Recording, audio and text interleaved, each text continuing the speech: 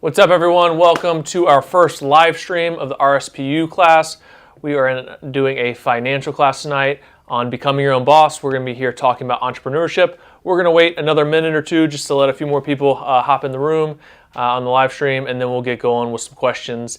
In the meantime, make sure that you're able to put any questions you have into the chat. We'll be answering those either throughout if they're applicable to exactly what we're talking about, or we'll, at the end, circle back around and hit a few of those. So anything you do there would be great.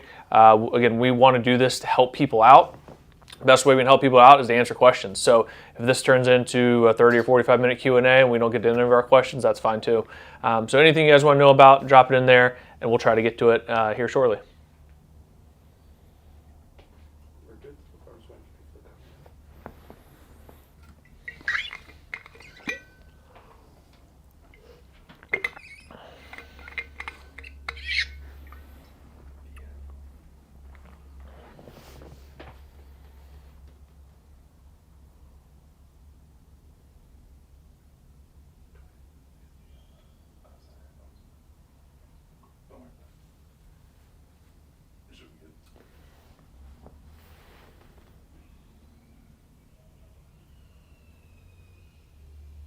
Three watching now. We have about 3 people. Okay, let's go ahead and get fired. We'll start firing then. Perfect.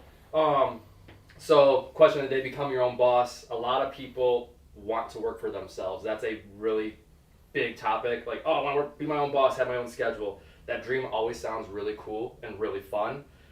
Wake up, do what you want to do, go back to bed. But many fail to understand how hard it really actually is deep down. Why did you guys both decide to start your businesses? And then on top of that, since job security is lower with entrepreneurship, wouldn't it have been easier just to go to work 9 to 5, come back home, collect a paycheck? Go ahead, Debs. Yeah, for me, my original plan was to coach in college, and as soon as I got done playing, wanted to coach in college. Knew that it was going to have to get a volunteer assistant job. It was going to be usually about a 10-year trek to kind of become a college head coach. Because I had an exercise physiology background, I kind of wanted to make sure I used that background as well because it was so relevant to kind of help my players and be a better coach. So with that, I kind of took 2 or 3 years, actually got my massage therapy license, wanted to kind of differentiate myself from other suitors in the field going into coaching college. And it got to the point to where I actually had an opportunity, actually 2 different opportunities, to take a volunteer coaching position. And I stopped and I went, wait, I'm 3 years into this. I kind of get to do everything a job there is in baseball, from front office stuff to on the field stuff to marketing, managing, all these things.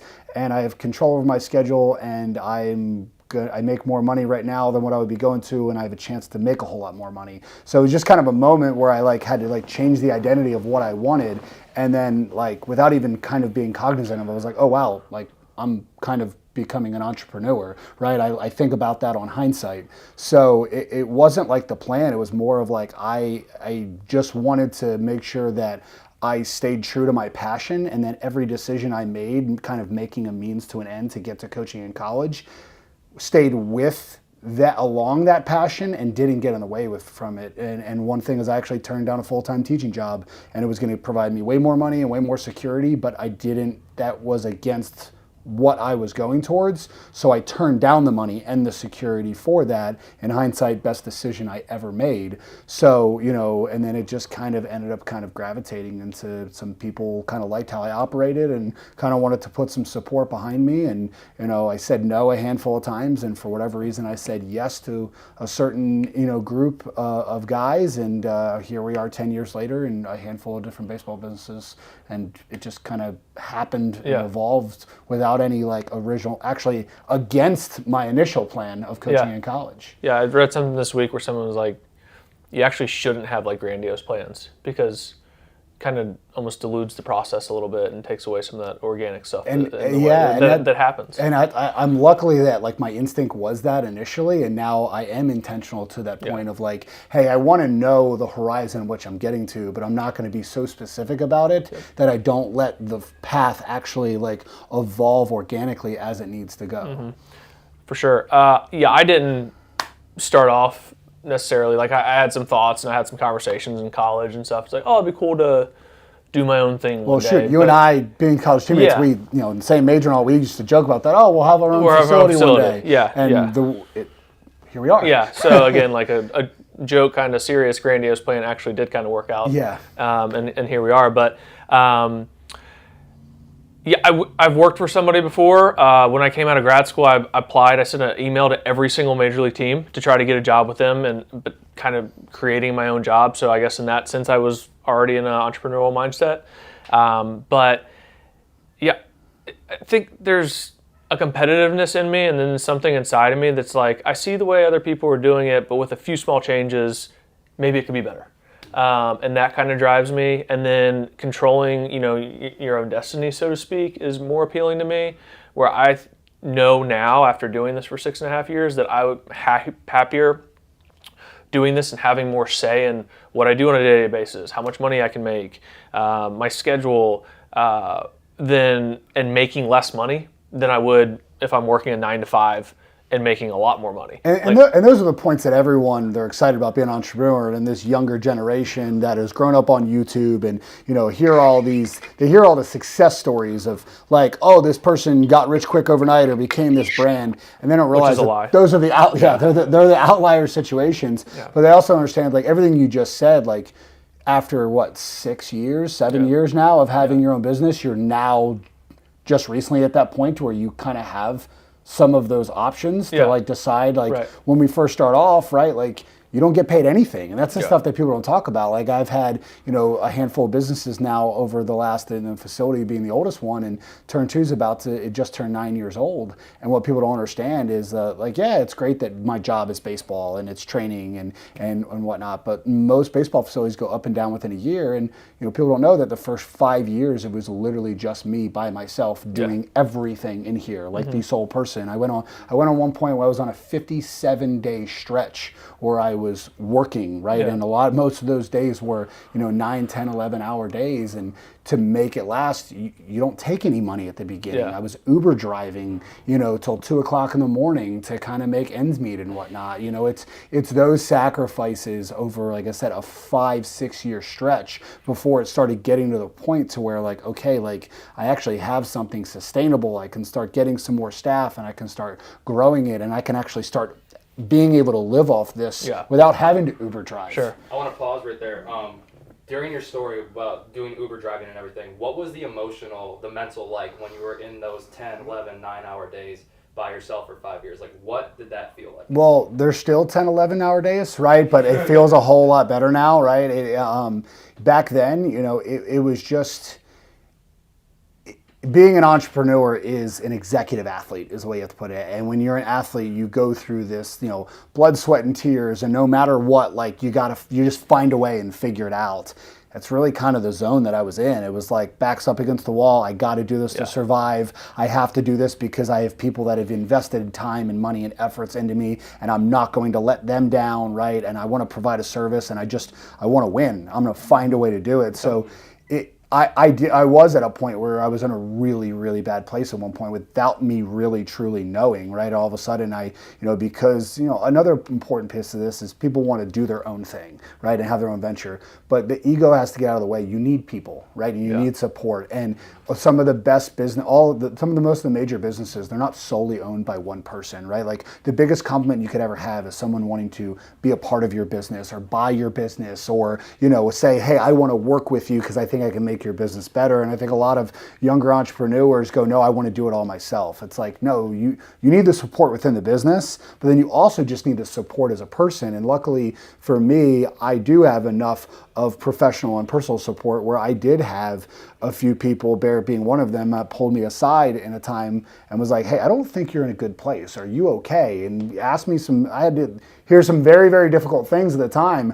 I went and got some things checked. I was actually at level 1 hypertension, right? Like, my blood pressure was that, and I was 20, I was not even 30 years old. So, and always was... Former college athlete. Yeah, and was in the gym still, like all that stuff. Like, how is this the case? And just because I manage stress well doesn't mean that it's not there, right? And it doesn't mean that it's not building and getting to the point where you're being something that you're not, like, it takes you away from being who you are. So I'm so grateful grateful for having that support system that was able to pull me back down, because since then I haven't gotten to the point to where I've kind of gone off the edge again. Yeah, like a breaking point. Yeah, I haven't gotten there, and that's the goal. Part of the why now is make sure that doesn't happen. Yeah, it's the community aspect's really important to get around other people that are trying to do the same thing and have that same mindset. So whether it is people that are actually running their own business or doing something that's, they have a side hustle that they're really passionate about, even if they have their 9 to 5, but someone that can relate and,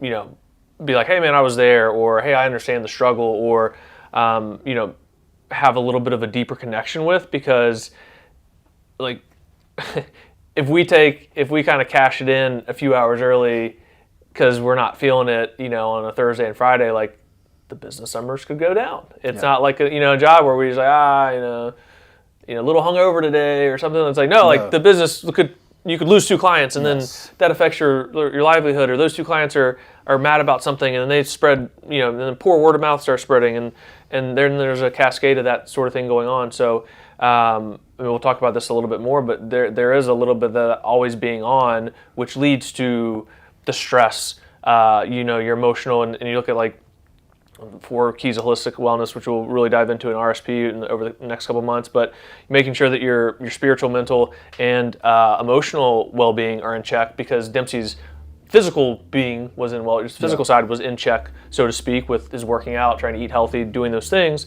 but the other 3 things were starting to deteriorate because of the stress and because of some of the other things going on in his life, and it actually had a physical effect on him as well. So, just being able to have people that can relate to you on that mental and emotional side, and be able to talk you through it, talk you down, give you advice. I mean, thing he brought up about having people involved with the business, you're not going to be great at everything. So you have to have people, even if they're not like on staff or an employee or something like that, you have to have people that can help you and advise you, and you have to be self-aware to say, I know that I'm terrible with numbers, therefore I'm going to hire an accountant. And like just be able to do little things like that offload those things, and then you can excel at those things that you're actually good at. And even the kind of broader view of like what it takes and what is necessary is, and I'm just going to call out, just because obviously the audience we're speaking to are young, teenagers, adolescents that want to be entrepreneurs, and you have to understand that like the toughness level at this generation is not very high. Like, you guys think you're tough, but you're not. Okay, you're living in a time where life is more convenient than it's ever been. So usually conveniency is not going to breed toughness. And the amount of the toughness that it takes an open mind. It takes incredibly thick skin. It takes the ability to not panic and keep your emotions in check, even if they're justified to explode, because every single day as an entrepreneur, you're going to encounter something that you don't want to do. You're going to encounter someone not going about things the right way, whether it's a staff or a client or anything within the ecosystem. All of that stuff's going to happen. And one of the biggest things I've learned is just to, especially coming from someone who is a very animated, emotional being by nature. Okay, even when I think I'm being calm, people think I'm being super intense. So imagine me 10, 15 years ago when I wasn't that aware, and I was what I thought was normal was like 1,000% for most. Is learning how to basically just like objectify things, and every time I reacting with no emotion. And one of the best things I was ever told that I've tried to transfer into everything is like, get comfortable with silence. Yeah. And that's something to where like I've started applying it to everything, is because if you get comfortable with silence, that's the most powerful move you can ever have, because silence is usually the most deafening thing that makes people awkward and uncomfortable. And as soon as you get awkward and uncomfortable, whether that's on the field, off the field, anything in life, you're going to become irrational. You're not going to perform well. So since I've kind of committed to being comfortable with silence and try to even keel things out, it's actually taken all of the pros of my bigger personality and amplified them without making me as risky of a personality as I naturally was. I want to touch on the toughness and failure aspect. I know, because those two kind of go hand in hand. Like, when failure happens, you have to be tough to get through it. And obviously we know as an entrepreneur, you guys talked about in the beginning, Dempsey, it's inevitable. Like the stresses come up, this comes up, failure can happen along the way on these stepping stones. But failure looks different when you work a 9 to 5 versus when you're actually an entrepreneur. Stakes are actually higher. Could you guys talk about a time when you've actually faced a major setback or an obstacle and how you dealt with it and handled it, or made a pivot to get past it? Yeah, I'll start with this one. I mean, the most obvious one for the training side of things was COVID. We are very fortunate to be in the great state of Florida, where if we were, in somewhere up north in Massachusetts or New York or something like that, like RSP might not be here today. So just with grace of God and being in the right spot at the right time, like we were able to come back after 6 weeks. But when that happened, you shut the doors, and you're like, oh, I'll be closed for a week. It'll be a week off, like take a deep breath, regather myself, binge on Netflix for a day. Turns into 2, which turns into a month, which turns into 2 months. Right, and then you're like, okay, now are people still going to be okay paying some money? Are people, am I going to have to refund everybody? What's going to happen? Can I pay staff? What's ethically the right thing to do with kind of what's going on in the world? Right, yeah. Like people don't know when they're going back to work. People get furloughed. Someone said that word the other day, and I was like, I haven't heard that word in 3 years. And then it's a good thing. But so, obviously on the emotional side of things, you're all over the place.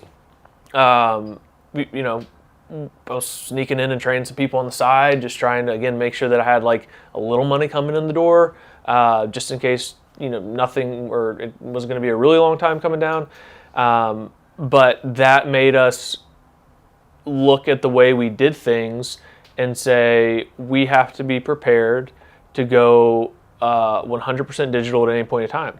So we got rid of using binders and pen and paper, and we went strictly to the app.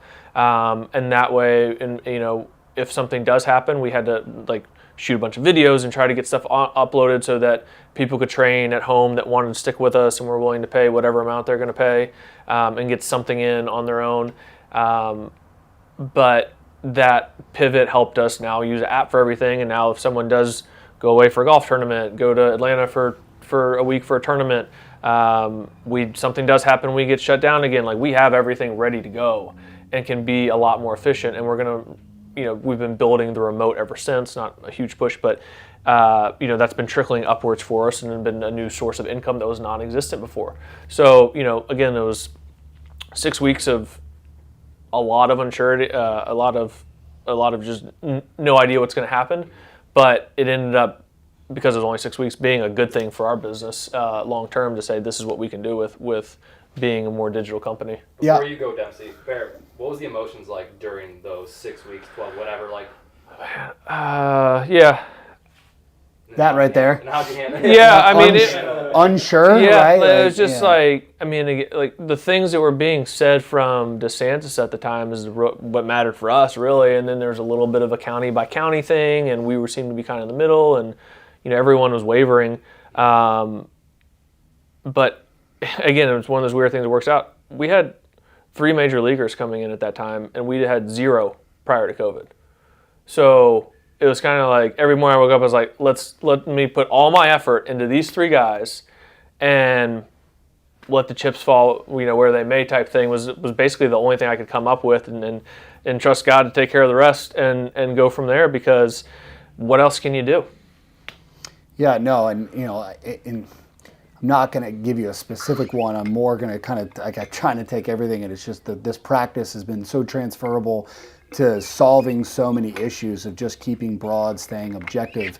And for me, I try to look at things as I can withdraw anywhere from 0 to 100% of a scenario, right? So say, for example, right, a problem comes about and, I get a parent call and complain, and they're upset that their kid's not playing, even though, hey, not 90% of what this parent might have said might have been completely like, okay, you're just upset, your kid's 0 for 9 with 8 strikeouts, and I know there were 8 really good strikeouts, but that's why you should start the next day. Yeah. But there might be one piece in there that in that problem or in that situation where it's like, hey, 10% of what you just said is justifiable, and now I'm going to withdraw that 10% from that conversation and I'm going to do something with it to like strengthen what we're doing. So like for me, I look at it as it's almost not even like the failures. I don't want to be a sports cliche, but is the kind of understanding that there's winning and there's learning. There really is no failure. Yeah. For me, it's about taking situations, evaluating it objectively, which percentages and which portions do we need to withdraw to be able to tangibly either change or do something to improve upon, and then also taking the stress of a situation and trying to recycle it is the way that I try to envision it, to where I take that stress, and that stress is, why is that stress happening? It's because we care. Well, the stress is, the importance is because of X, Y, and Z. So how can I recycle that to find some silver linings for action items moving forward? Because problems are inevitable. So being a constant solution provider and solution seeker is so incredibly important, because sometimes there are problems that arise, especially when you're dealing with servicing people, to where there's not really a problem. But if your customer views it as a huge problem, right, then like reality. Perception's reality to a degree, and you have to at least consider that. Now, you don't lose the grounds of why you do what you do, but at the same time, that is just part of the deal of providing a service to somebody. So being a solution seeker, being tough, being objective, being able to take in the information without emotion, be able to evaluate, to distract what you're going to withdraw is it's a practice that is just transferable to any problem that's going to come about. Yeah, the idea of being able to be unemotional about seeing what the issue is. So like identifying it, putting together a quick game plan, and then starting to execute will probably alleviate a lot of the like emotional roller coaster. And funny, like I'm trying to envision myself as like an 18, 22-year-old right now, or even probably 25, 26. And basically we're saying, all right, this is something you're super passionate about, but on a daily basis, you need to evaluate things with zero emotion, right? Like sounds like how does that happen? Yeah. How is that a thing? Like I wouldn't have been able to resonate with it. And it's one of those things that like just through experience is the only time you start to understand that concept. Because 10 years ago I'd have been like, there's no way. Like, what are you talking about? Or I would have been not have enough self-awareness and been like, I do that. Yeah, exactly. And like, no, you don't. Yeah. No, look back at now, you didn't do that. No, it's funny to think about some of the things I'm like, yeah, I'm really good at this piece, and it does like look back at it, and I was like, I might have been okay, but I sucked compared to what I am at this point, and that's only because you're open-minded and you withdraw things, and you have to be able to, businesses lie to themselves all the time, and you have to, as the business owner, keep yourself intentionally with your feet on the ground, and when you look in the mirror of what you're providing, you can't just read the good reviews, right? Figuratively speaking, you have to search and find for the holes, even when someone says everything is great. I want to talk about, because obviously you both deal with people on a daily basis, where you guys are in the service industry, and within the service industry, you guys are the faces of the business. Like as entrepreneurs, you are the face of the business. Like both of you have families at home. A lot of people glance over the fact that you had to switch between at the business, home. Business, home, right? Switch it on and off. How do you balance those demands in running a small business with your family, whether it's communication or commitments, personal obligations outside of work? The first answer, the first ingredient is intentionality. You have to be intentional about that, right? And not only just intentional in yourself. We talked about having a support system in a community. I can tell you that both Barrett and I have seeked out even some professional coaching of our own, right? And in that, this whole program and this coaching, kind of entrepreneurship community that we're in really stresses understanding like transitions, right? And that most people are going to wear anywhere from 5 to 9 different like figurative hats during a day, whether that's you're the dad or whether that's, like getting ready, husband, right? But not even those, there's subcategory hats of it, right? So I wake up in the day, like what's my morning routine? What's it like getting my daughter ready? And then once I drop her off from school, now I'm, the CEO or whatever, I'm working, right? And then what hats am I wearing at work? Whether it's managing a staff or it's customer support, talking to a client, or it's administrative operational work, right? So, and you have to intentionally transition from one to the other without, hey, if my day doesn't go great because I just had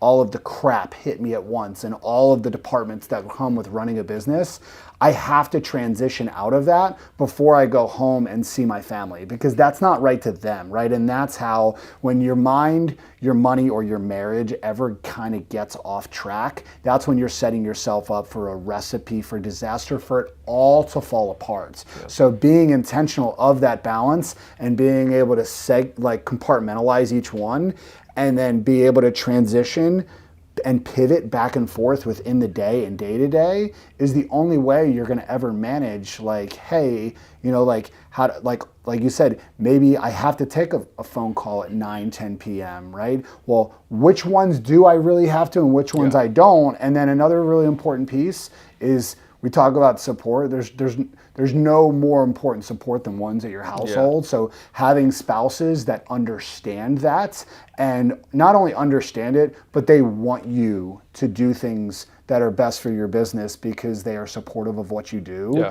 is a huge piece of the puzzle. Because does my wife like when sometimes in the summer when it's super busy, when we're dealing with kids recruiting and all that, and it's Friday night and I've been gone for 5 nights and it's 10:30 and a college coach wants to get on the phone because he's on the road and that's the time for him to talk? No, she doesn't like that portion of my job, but she understands that it's important, because that could be the difference of making that phone call could be the difference between a kid getting a college offer and making his dream a reality or not.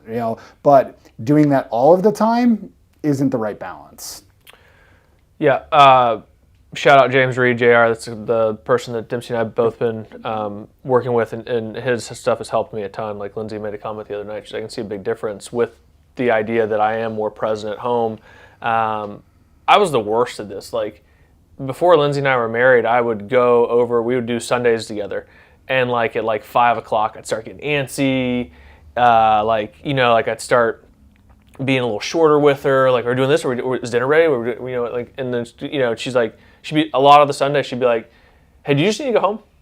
This isn't fun. Yeah. It'd probably be better for us. You're having fun, I'm not having fun. Yeah, it'd probably be best for both of us if we just kind of separated and went our for the day and then regather later this week. So, the number one thing is having a spouse that is on board with what you do, and I have one that's crazy enough that decided to work with me, and Dempsey has one that's crazy enough that decided to be an entrepreneur herself. Yep. So we both are in really good situations there where the other person understands exactly what's going on with what we're having to deal with in different ways.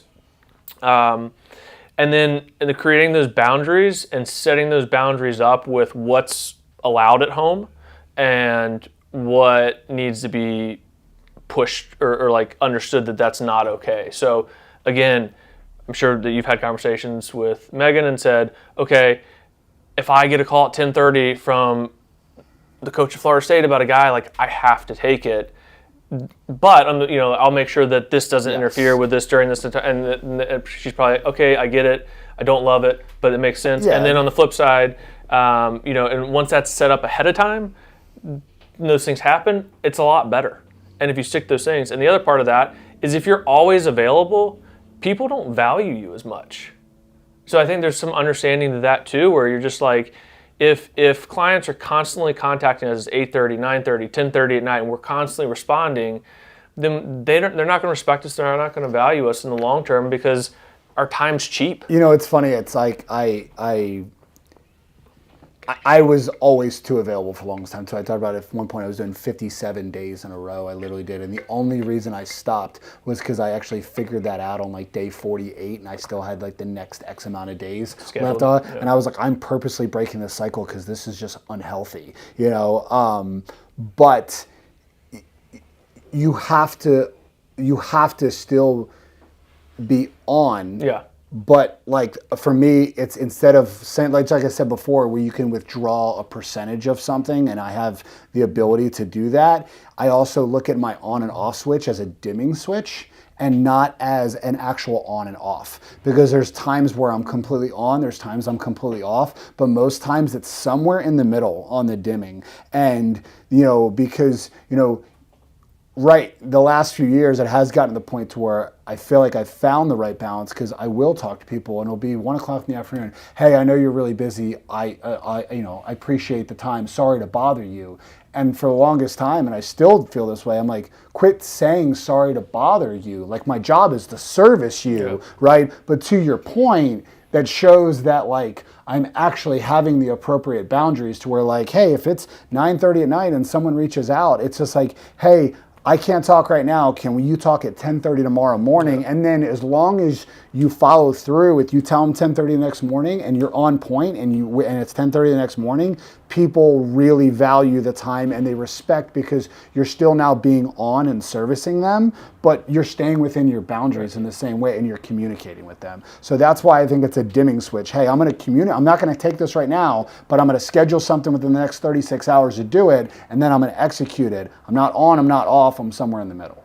I want to put a pause on that. We just hit 30 minutes, and I have one more question I want you guys to answer, and I want to open it up to our 8 viewers that are watching right now. I believe a big responsibility is that God calls us to leave the world a better place than we found it. So with that being said, like, what advice would you give to aspiring entrepreneurs who are just starting out and may encounter similar challenges or potentially thinking about wanting to go into this world of entrepreneurship?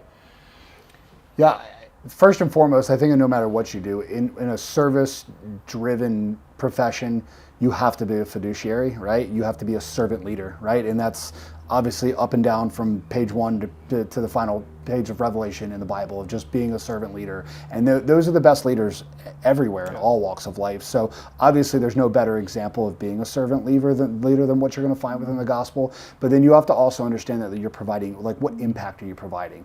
Even in the entrepreneurial kind of ventures where maybe you're selling a product and you're not providing a service or dealing with people, like, you still have to understand like what your values are, right? And obviously that's going to be everything from ethics to the pulse of why you do what you do, or why you think this is impacting the world or somebody's life or solving a problem, right? And you just can't veer off of that. Like, obviously your business is going to evolve and you're going to have to do some things differently, but you have to understand right from the beginning what your values and principles were. And like, I can tell you, like, the best thing, give an example, is like when we first started Power Baseball, right? The 4 of us that had started it, we sat down actually in this very room and we said, what do we want to be? And we were like, we don't want to be the group that only values the elite player, right? We wanted every player, whether it's number 1, number 200, or anything in between, are all valued. They just hold a different value, right? Like, that was a big thing with us.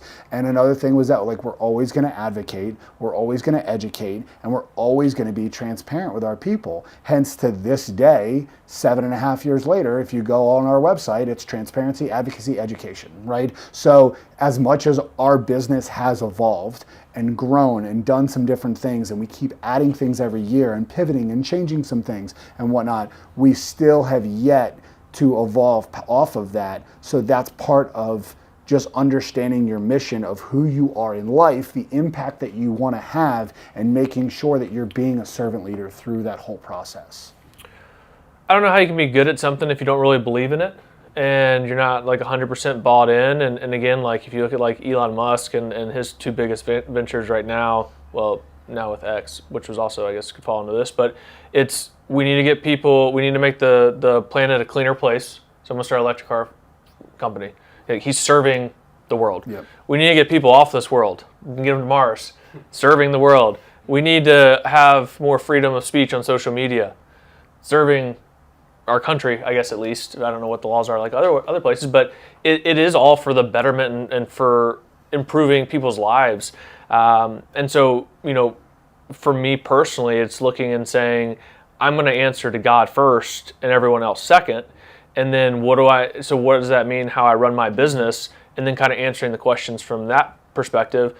And like Dempsey said, like, if the answer isn't first serving, loving others, whatever I'm deciding to do, whether I'm selling a toilet brush because I believe it's the best toilet brush in the world, it's going to save you time, it's going to make you happier because you're going to look at a cleaner toilet, or if it's helping a kid get stronger and throw harder because I know that his dream is to play college baseball, it should really be the same thing in those two scenarios. And so that's where I look at, like, you know, coming to work now and not viewing a kid as a number on a velo board or the monthly revenue number and judging my success off that. But like, we're gonna, it sounds kind of cheesy and cliche, we're gonna have impact on the kids that we work with and the athletes that we work with, one way or the other. Yeah. So like, might as well make it a good might one, as well, right? while we're here, might as well make it a good The best way to have experience. an impact is just taking a holistic approach and go after every piece of them, right? Is the work that we're doing, is the time that we're spending together, is this affecting you, physically, emotionally, spiritually? Like what impact are we kind of having, not only for the now, but the things that are going to kind of transfer long term? And obviously the receiver of any type of information dictates how much they kind of take in Sure. and do with and not, but our job is to just provide information, to provide a platform, to foster and facilitate an environment, to give them every opportunity to grow in all of those areas. And what they do with it is what they do with it, right? So that's why, anybody that guarantees you anything other than the effort that they're going to put in for you and facilitate for you is selling you something that you should probably run from, because performance isn't guaranteed in any walk of life, right? Yeah. Creating opportunities is something that you can tangibly control. Yeah. Agreed. The chat, the 8 of you that are watching, I would love for you guys to throw some questions out there we can ask Barrett and Brian.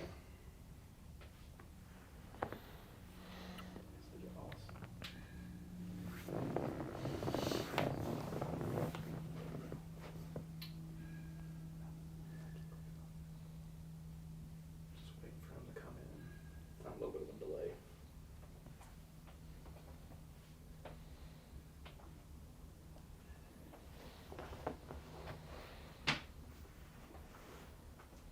The toilet brush thing, are you foreshadowing your next venture? Maybe. The next So, question. I don't know, you were speaking pretty passionately about that, so. We looking at a clean toilet makes me happy, I guess. Yeah, I guess Subconsciously, I never knew it until now.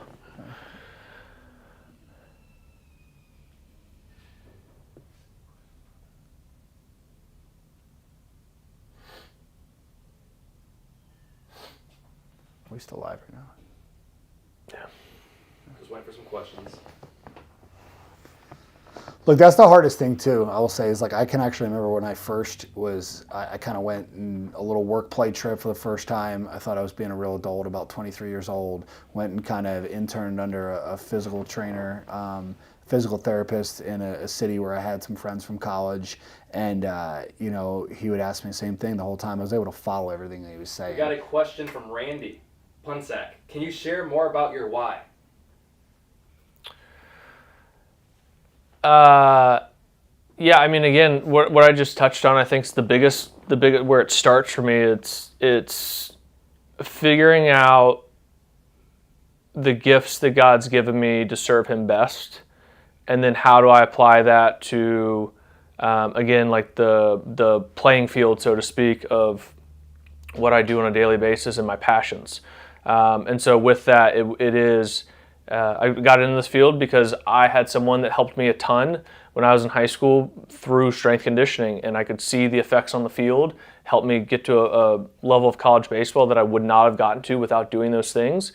And I was like, wow, it'd be cool to have that same effect on kids. And so, marrying those two things together turned into my why and my passion of what I wanted to do with my life. To say, like, I believe I've been given these gifts, these abilities, and the best way that I can honor God is to use these things to help these other athletes try to follow that same path that I was fortunate enough to have. Yeah, I'm a pretty massive all in or all out personality. So for me, it was just, I resonated with the Gary Vee approach of find your passion and then just light it on fire and let it blaze, so that was always something that was just very instinctive and intuitive for me. Like for me, every single day, I wanted to be this massive flame. I was like that as a little kid. I can tell you that my grandmother hated playing board games with me because winning mattered that much, right? So when you have that instinctively, I obviously, like I said, there's some risky things that come with a personality like that. However, it was a passion that was so large, that was just so ingrained in me, that there was no putting it out, and it really was the identity of who I was. So anything that didn't continue to try to make that very high, passionate kind of fiery personality that I have,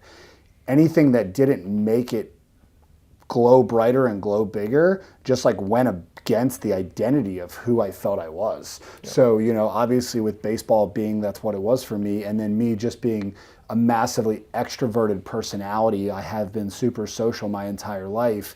Doing what I do is interacting with hundreds of families every year, and you're getting to interact with adults, and you're interacting with youth, and you're able to kind of see them grow from sometimes elementary school to college, right, and all through the avenue of the game that I always loved playing, right, and at 10 years old, like that's all I wanted to do.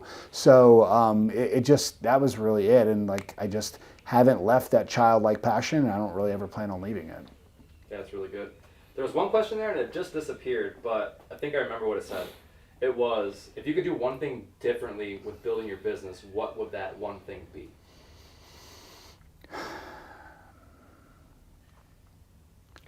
The reason we both paused is probably because of the laundry list that comes to mind, and so it's narrowing it down to one. Not only that, but it's also like, I think hindsight evaluations are unhealthy. So like, what's like a realistic thing that like, if I would have went back to 10 years ago, like I could say like one of the things like, hey, actually understanding of like what it's like to like build a brand like generically and then fill that in, because that builds your blueprint of things, and it does keep things so stable, and it keeps you open-minded, and it gets you appreciate like all the different nuances and departments that it takes to run a business. But like 10 years ago, like if you would have told me that, it would have been like talking Chinese to me. So like I just don't think that if I could go back to myself 10 years from now and have a 15-second conversation, like I would have been so lost. I would have had to do so much recon, right, to figure out what the future me was trying to tell me. But that I guess might be my answer. Now kind of talking out loud, thinking out loud, is that just taking a moment regularly and just like I've mentioned a few times, speaking like looking broad and being objective. I was so like lost in the sauce granular of everything that I did. And, that's great because I would be really good at one thing because I would be so dialed in on something specific. But like you lose sight of the whole picture, right? When you are so focused on one little granular piece. And I think that's the biggest growth that I've had specifically within the last like 4 to 5 years. I mean, there's something Barrett said to me when you first came up here was like, hey man, like I think your vision needs to be a little like broader. And I'm just like, well, I'm only gonna look as far as something that I actually can like tangibly see. And as I've started to step back, and as I've started to, learn from more people and try to say, hey, there's something usable in everything that comes about, all of a sudden that vision started to grow exponentially and started to kind of not get me so lost in the sauce. So, because that was the biggest thing early on, is I just, that's why I got out of control and got to a bad place, because I lost control because I was so dialed in on something specific that I didn't even realize that I was driving my car into a tree, so to speak. Yeah, I mean, you can come up with stuff like I didn't do automatic processing at the beginning. I did checks and cash because I didn't want to lose the 3.5%. Because when you're not making much money and you're like, what, this is gonna cost me an extra $150 a month? No chance I'm sacrificing that. So there's stuff like that. Now you're like, something cost me $150 to make my life easier. Yeah, it's like, how fast can I pay it? So, that stuff obviously, I think it's part of it. You know what I mean? Like you need to go through that stuff. Yeah, I mean, there's 1,000 business lessons that we could go over, because Dempsey and I didn't come from any type of business background. We were doing this because of passion and because of what we loved, and had probably a healthy dose of being naive, and it kind of helped us get through some of those times. So it's really tough to say. I think I would say that I would really try to expand my professional network outside of the lens of like, and again, I don't know if I would understand this, but not looked at people like, oh, that person could drive more clients, that person can do this. It's like, could I learn something from that person and expand network that way? Because how many of our successes that we could point to, like, that's a big thing that happened, it was because of a network thing. It has nothing to do necessarily with like like hopefully we're good at our job so people recommend us, but it has a lot more to do with like knowing people and creating really good relationships rather than like being so granular. And I think a lot of it's understanding that like you have, part of it is you just have to learn with the mistakes, right? Like that's part of how the only way you're going to learn.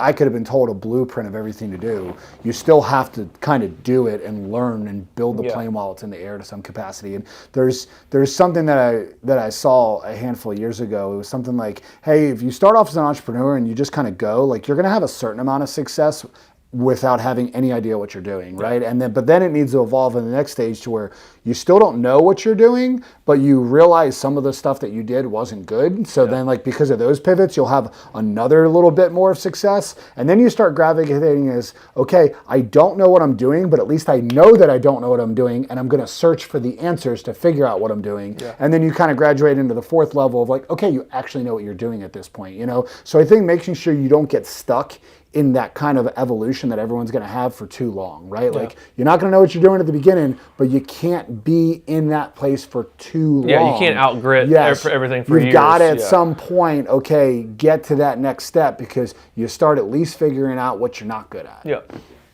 And we have a question from JP. What do you think is the hardest step in creating/owning your own business?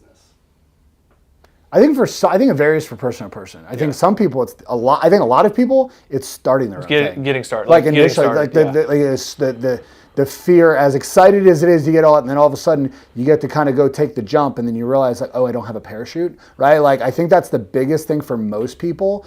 I think the biggest thing that I've encountered, not only from me, from other people, like that I just have kind of appreciate their own kind of small business owners is like, hey, once you kind of run like you have a successful little small business, you can live off of it. You might have an employee, you might be providing for a person or two. Taking it to that next step is like a really, really large step to kind of the scalable step to where now it's like, okay, do I have 8 to 10 full-time people? Like, what does this look like from an executive management stand? That I think is the hardest because you initially have to do everything on your own at the beginning. And then to scale it and for it to be not a hobby, but a business, you have to start delegating.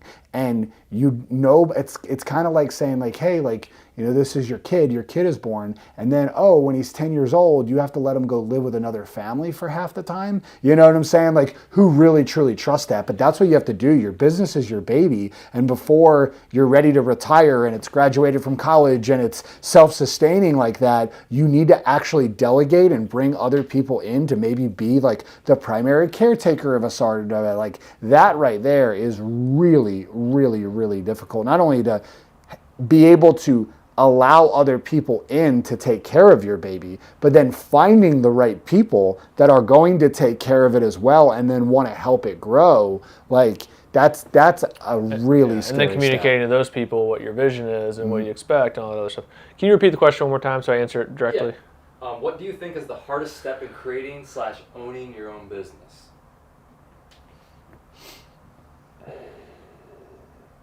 Yeah, I mean, I'm trying to think if there's anything bad. I agree with both of Dempsey's points, and there's nothing right now that sticks out. You know, two things I'll add real quick is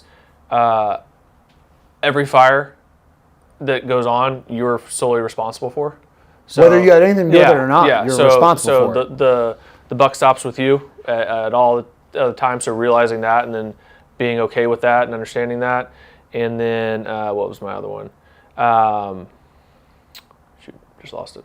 But yeah, even on that point, for players to understand, it's if the team winner loses the game, that head coach gets a win or loss, right? You know, on his record. So you are the head coach. The head coach may never throw a pitch. The head coach might make every correct decision, but because us play or a player or players didn't play well or perform well, the coach still takes the responsibility for the loss. So it's the same thing as a business, regardless of whether it's one of your employees that do something that's out of line, or it's something completely out of your control, or the customer just completely misunderstands and is looking at a situation the wrong way, you know, or a way that's false. Like at the end of the day, you have to have take some responsibility. Even if you are 0% of the reason, you still have to own it.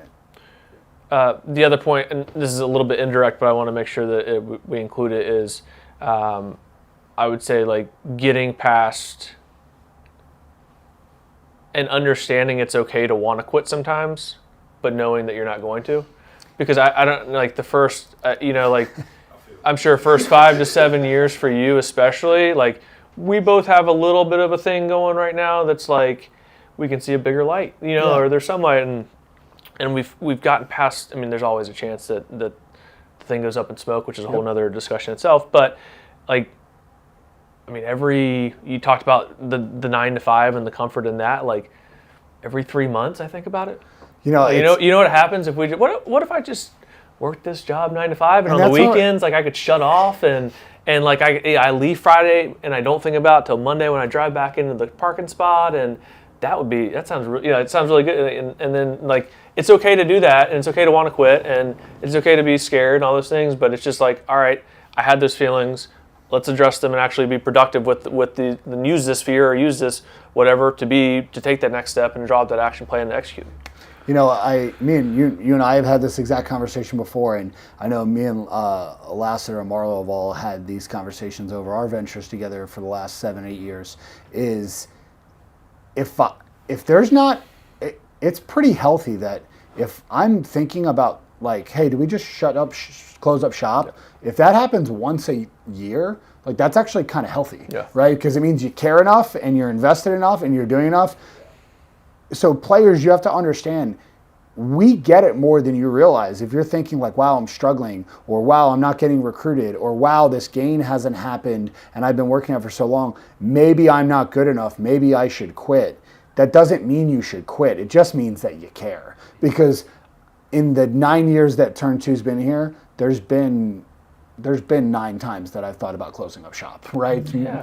Probably more than that, right? Now, if you're saying... Every March, there's been like 9 times I thought about closing up shop when we were down 20% because it's baseball season. Yeah, so. Yeah, and that's, so that's the thing, is that it's just, it's going, that is actually healthy. When you get to the point to where even when things are good, it still feels stale, right? That is like okay, do I need to have a conversation of like, am I kind of doing the thing? But I don't know many people that when things are going well, they feel stale about things. That is the reason why you should maybe consider, hey, should I keep doing this or not? And that's where understanding that I try to be cognizant now in those moments when I'm like, why don't I just call it quits and we had a nice run? I have to be like, okay, this is good, this is healthy, this is how I'm recycling that stress that I talked about earlier. When things are going really, really well, I'm still energized and refreshed. So with that, it just affirms again, keep doing what you're doing even when you get to that next tough moment, because you're not stale on the high moments. Perfect. Yeah, I love that. Other than that, those are all the questions we had tonight. So. Sweet. Yeah. I think it's a good stopping point. Yeah, perfect. Thank you so much, guys, for joining us, and we'll be seeing you on the next RSP-U in April. Great.